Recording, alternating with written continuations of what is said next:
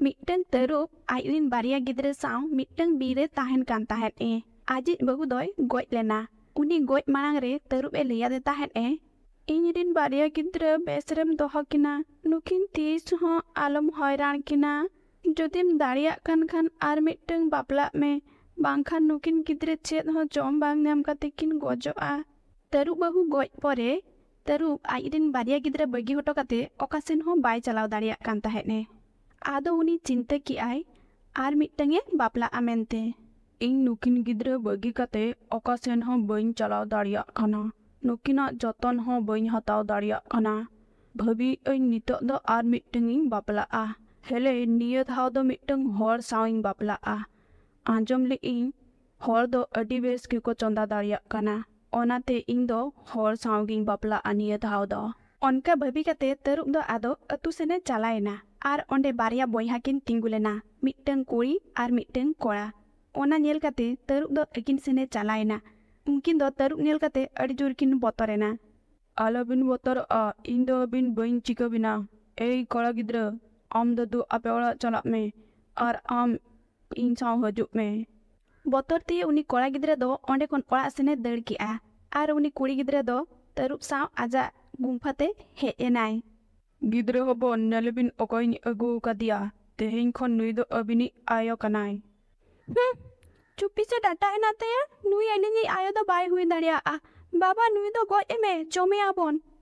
Chup alabin huria. Tehin kon nui abini ayo kanai. Ar judi ayo babin hohoya. Dal kate abina jangai rapuda. Ado botor te unkin teruk gidre do jet ho bakin leili Un hilok kon uni kuri do teruk ar ayin baria gidre din ge adi bes besa chonda kate emak kinai. Ona ko joma unku do adi bes ke ko bujhewe tahen. Onka ge teruk do adi khusi re tahen kan tahet Kichi din chalayna mid din teruk do joma agu ligide chala lena. Ar notere do uni kuri ay dada pante kate onde seterenai. Dada am do node cheda em hej ena.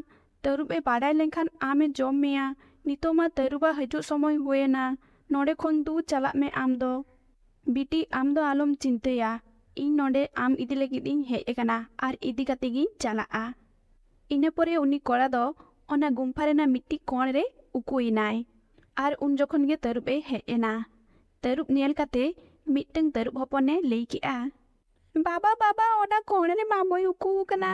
Hele teruk do unia katha bang anjom kate lei ki Tehin ma chet ho joma bin nyam lea. Tehin do pitha jut me. Arjur rengget ekadinya. Ing miteng kami re bahare tin chalak kana. Onte kon hej barate pitha jut kate doho hatar me. In hej katin joma. Onka lei kate teruk do onde khone chalayna. Ar uni kuri aj dada ho ona kon khon bahare te hej enai.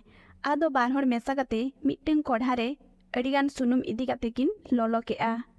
Are gidre anjom bin noa kodhare da henaa. Am babai hej lenkhan liyai bin ti janga ar menha aruk kate pithay joma. Ing do birte sahan aguin chalak kana. Onka lei kate unkin barhor do onde khona kin chalayna. Ina pore teruk hoi hej ena. Ar unkin gidre kuli ke kina. Gidre abini ayo do okayenai. Baba ayo do birte sahan agui chala kana. Are lei hoto ka ona kodhare da henaa. Bestik ti janga ar menha aruk kate pithe jome. Tapore teruk do ona kodha sure chalayna. Ar aja menha aruk ke taya jemiti. Aja menha do pure loyen taya. Ar uni do ondege gurdayenai. Huri kate teruk do ondege goj